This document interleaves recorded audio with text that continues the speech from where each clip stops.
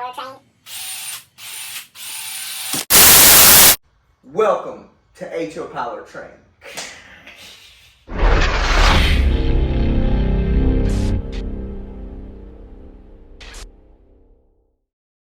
Today's topic on model railroading, especially for beginners. Yes, beginners, you beginners out there. This is going to be very helpful to you, and I'm hoping that this will help.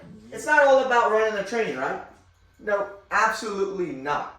I mean, hell, before we run a train and do everything, we have to figure out what kind of plan we want, right? Correct, right. And of course, figure out what materials we're going to be using, such as building the platforms and everything else. And hopefully we make the right decision from the start. With that being said, I do regret not putting foam on the top of this base here. I'll tell you why. Come with me. So as doing all this foam work, I mean, everything in here is foam.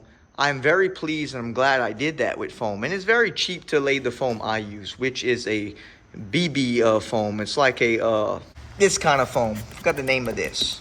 Yeah, and there goes our train, right? You can see how I carved down into it here, making a feature. Also making a feature here with resin. So as you can see, that's all resin. It is carved down. Color makes it look deeper than what it is, but using the foam, you can do this. You can carve. But the main reason for foam is that you can see the wood base here, right? Now this is a good, 3/8 inch, but plywood is not perfect. Okay, so that's the main reason for foam. Plywood is not perfect, and when you put your foam, it takes up the inconsistency in plywood.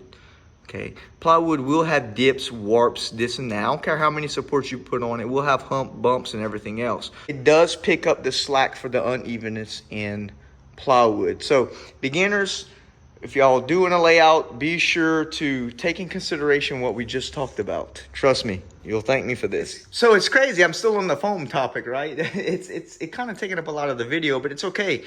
It's important because in here, all this is plywood. Yep, plywood. But the main reason, it's not consistent. They do have dips and lows and everything throughout all this track. I found myself, when I was gluing my track down, I found myself battling with that.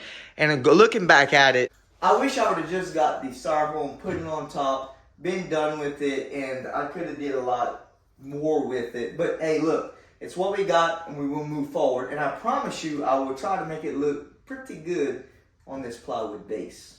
Another thing to take in consideration, when you do your track work and everything else, make sure that you know exactly what you're going to be putting, such as industries and whatnot. Of course, you know, there's plenty of videos that talk about that, but make sure you leave room, such as my case.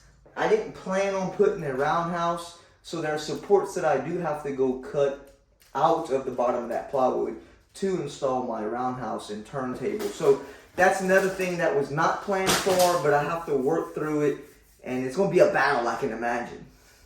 I kind of planned for this on the back wall, giving myself enough leeway for these buildings. Wish I would have had a little bit more room, but hey, look, we live and we learn, right? So imagine this full of like a murky resin.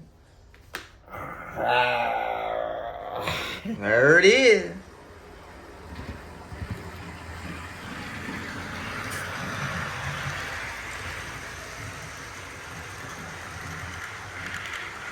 It's like my old Betsy of locomotives. She just runs phenomenal. That is an Athearn Genesis SD60, folks. Speaking of that, it's not all about just running trains. I gotta put a little oil. So clock oil is a lot cheaper than the actual oil you use. A lot of people use this stuff, and it's very simple. Just put it, it rotates on the bearing. See, there's a bearing down in there.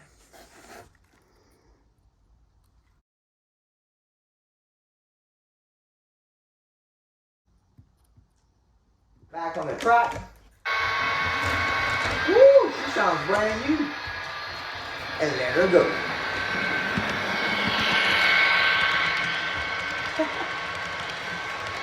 I hope this helped someone, at least one person. Leave it in the comments below if you gathered any kind of information from this. And like always, please like and subscribe to H.P.T Powertrain so we can get update notices when I'm live. when everything else. Not to say my lives are the best. I'm still trying to get this internet, right? So please like and subscribe, guys, and I'll catch you in the next one.